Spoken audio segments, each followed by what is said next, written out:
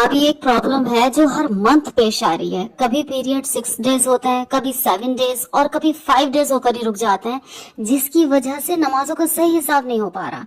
कुछ कज़ा हो जाती हैं और कभी नमाज अगर 5 डेज बाद स्टार्ट कर दो तो 7 डेज बाद फिर से हल्की हल्की ब्लीडिंग हो जाती है। क्या इसका कोई सॉल्यूशन है? आप ही क्यों नहीं हुदा, इस्लाम में हर चीज का सॉल्यूशन है। इसके लिए सबसे पहली बात जो आपको याद रखनी है वो ये कि पीरियड की कम से कम मुद्दत 3 दिन होती है और ज्यादा से ज्यादा मुद्दत 10 दिन होती है। अगर 3 दिन से कम या 10 दिन से ज्यादा आपको पीरियड हो रहे हैं तो फिर वो आपका हैज का खून नहीं है, फिर वो आपका इस्तिहाजा है जो कि एक बीमारी है।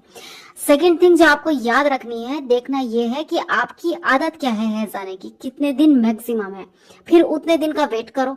अगर उससे 1-2 दिन ज्यादा हुए, मान लो कि आपकी आदत 5 दिन की थी लेकिन हो गए 7 दिन, और ये सब दिन जो है 7 दिन भी 10 दिन से तो कम ही है ना, तो ये भी पीरियड माना जाएगा और इस पर आपकी कोई नमाज कज़ा नहीं होगी क्योंकि ये 10 दिन के अंदर अंदर है।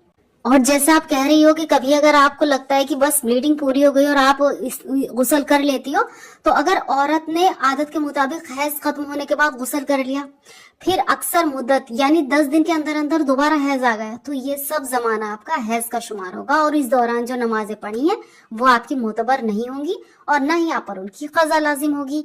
तो I hope now this thing will be clear for you. लेकिन इसके मुतालिक अगर आपको कोई भी और पॉइंट क्लियर करना है, क्योंकि ये लड़कियों के लिए जानने के लिए एक बहुत ही इंपॉर्टेंट टॉपिक है जो उनको जानना चाहिए, उसके लिए एक बुक है आसान मसाइल, जिसमें ऑथेंटिकेशन के साथ पेज नंबर 140 से 144 तक एक एक पॉइंट बताया गया है कि अगर ये कंडीशन हो तो ये रूल है, ये कंडीशन हो तो ये रूल है। अगर आप उसको 2 या 3 बार पढ़ लेती हो आपको एवरीथिंग विल बी क्लियर और इससे रिलेटेड जितनी भी परेशानियां हैं ना उनका एक ही बार में सॉल्यूशन हो जाएगा।